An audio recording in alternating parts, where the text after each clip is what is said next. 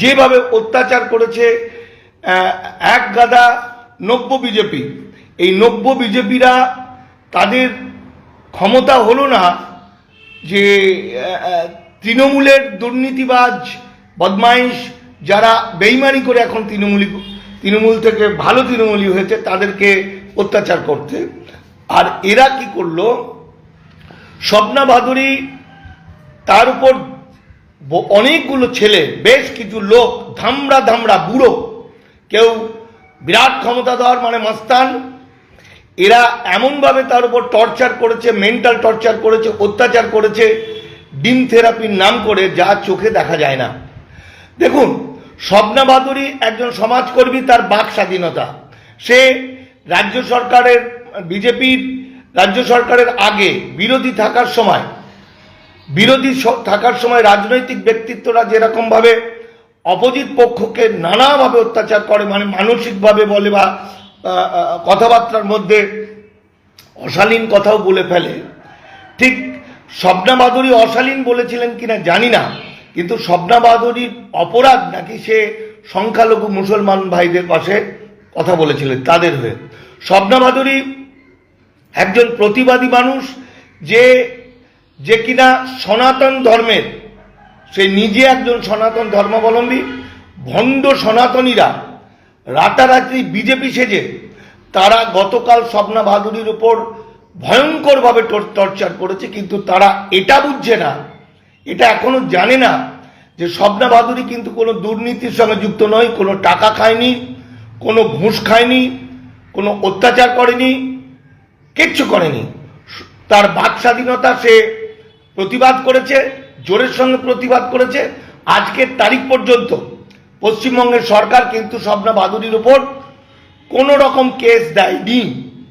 সুতরাং সেই অর্থে স্বপ্না ভাদুরীর বিরুদ্ধে যদি প্রতিবাদ করতে হয় তাহলে গণতন্ত্র মেনেই সোশ্যাল মিডিয়ার মাধ্যমে প্রতিবাদ করা উচিত। কিন্তু একজন মহিলাকে যেভাবে অত্যাচার করেছে কালকে, যেভাবে ডিম ছুঁড়ে নানা রকমভাবে অত্যাচার করেছে, এটা অত্যাচারই বলবো, এটা সীমাহীন, যা মানা যায় না। এই মুহূর্তে স্বপ্না ভাদুরীর যা ক্ষমতা, রাজনৈতিক ক্ষমতা, প্রথম কথা হচ্ছে যারা স্বপ্না ভাদুরীকে টর্চার করেছে তারা জানেই না স্বপ্না ভাদুরীর আসল পরিচয়। স্বপ্না ভাদুরী কিন্তু এনডিএ জোটের শরিক, রিপাবলিকান পার্টি অফ ইন্ডিয়া মানে আরপিআই, যেটা বাবা সাহেব আম্বেদকর 1956 সালে মৃত্যুর আগে করেছিলেন, সেই পার্টির রাজ্য মহিলা সভাপতি।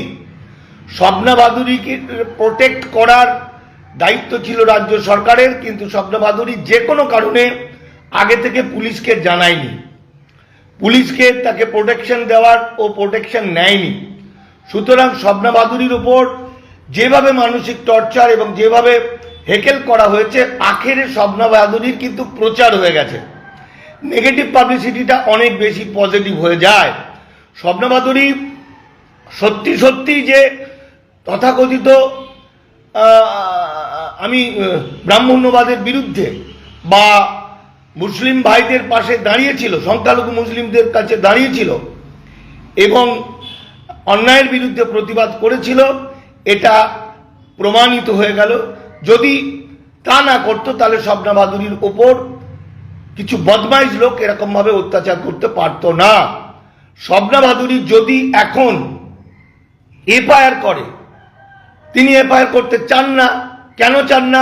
যারা তার উপর অত্যাচার করেছে তারা সব মূল নিবাসী, এসসি এসটি ওবিসি। হয়তো সে কারণে দয়া পরশভাবে স্বপ্না ভাদুরী তাদের উপর কোনো রকম টর্চার করতে, তাদের পানিশমেন্ট দিতে চায় না।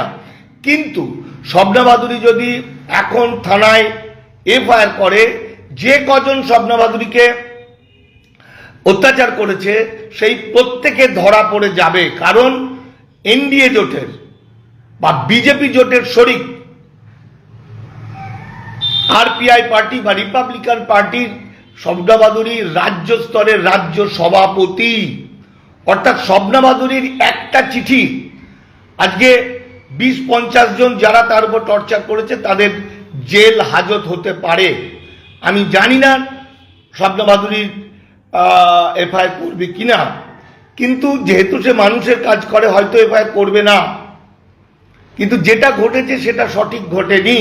স্বপ্না বাহাদুরী সরকার, এই সরকার আসার আগে নানা রকমভাবে প্রতিবাদ করেছে সংখ্যালঘু মানুষদের নিয়ে, যেটা আমরা সকলেই করে থাকি। আমি করে থাকি, শিখা মণ্ডল করে থাকে, রাজু ঘোষ করে থাকে, দীপক ব্যাপারী করে থাকে। ফলত এখন আমাদের উপর বা তাদের উপর যে টর্চার নেমে আসছে বা হয়েছে, এটা কিন্তু বেআইনি এবং এর পরিণতি কিন্তু ভয়ঙ্কর হতে পারে। ট্রেনের মধ্যে আমাকে অত্যাচার করেছিল, আমি কিন্তু কোনো রকম মামলা করিনি। বহুজন আমাকে রিকোয়েস্ট করেছিল, বলেছিল যে তুমি মামলা করো। আমি এই কারণে মামলা করিনি, যে আমাকে টর্চার করেছিল তিনি বিজেপি হতে পারে, কিন্তু আসলে বাংলাদেশ থেকে আসা মানুষ, আজ থেকে 20-25 বছর আগে। তার বিরুদ্ধে যদি আমি এফআইআর করতাম, তার পরিবার পুরো গ্রেপ্তার হয়ে যেত আজকের যে আইন। ফলে আমরা দয়া দেখাবো, ক্ষমা করব, স্বপ্না বাহাদুরী দয়া দেখাবে, ক্ষমা করবে, আর ওরা অত্যাচার করবে, রাতারাতি হয়ে যাবে বিজেপিগুলো। 4 তারিখ রাজ্য সরকারের পরিবর্তন হওয়ার সঙ্গে সঙ্গে 5-6 তারিখ থেকে এই লোকগুলো, বেশিরভাগ এই লোকগুলো কিন্তু বিজেপি হয়ে যায়। আসলে প্রকৃত যারা বিজেপি দীর্ঘদিন ধরে করছে, তাদের মধ্যে এই প্রবণতাটা নেই বললেই চলে, থাকলেও খুব কম, আমি কম দেখেছি। কিন্তু রাতারাতি বিজেপি হয়ে যাওয়া মানুষগুলো সবাই কিন্তু আলটিমেটলি জেলে যাবে। স্বপ্না বাহাদুরীর ওপর, সমাজকর্মী স্বপ্না বাহাদুরীর ওপর যে টর্চার হয়েছে, আমি দামাল বাংলার পক্ষ থেকে এবং আরপিআই এসসি এসটি ওবিসি মাইনরিটি সেলের কনভেনার এবং রাজ্য সভাপতি হিসাবে, রাজ্য সহ সভাপতি হিসাবে তীব্র ঘৃণা করছি, প্রতিবাদ করছি। তার কারণ স্বপ্না বাহাদুরীর আরপিআই আসা বা আমাদের এই ছেলেমেয়েদের আরপিআই আসার উদ্দেশ্য রাজ্যের 92% মানুষ, এসসি এসটি ওবিসি মাইনরিটি মানুষদের নানা রকমভাবে সহযোগিতা করা, রক্ষা করা, এবং যাদের ডিলিট হয়ে গেছে, যে লক্ষ লক্ষ মানুষকে বেনাগরিক করা হয়েছে, তাদের রক্ষা করা। আমার এপারের যারা এসসি, যারা এখন রিক্সা চালায়, লোকের বাড়িতে কাজ করে, যাদের ঠকিয়ে ভুয়ো এসসির দল, ভুয়ো এসটির দল তাদের খাবার খেয়ে নিয়েছে, এই এসসি এসটি ওবিসি মাইনরিটি মানুষদেরকে পাশে দাঁড়িয়ে রক্ষা করা এবং দিল্লিতে দরবার করা, এটার উদ্দেশ্যেই আমরা আরপিআই এর সঙ্গে এসেছি। আরপিআই বাবা সাহেব আম্বেদকরের তৈরি ভারতবর্ষের বিখ্যাত একটি রাজনৈতিক দল। পশ্চিমবঙ্গে নতুন এলেও আরপিআই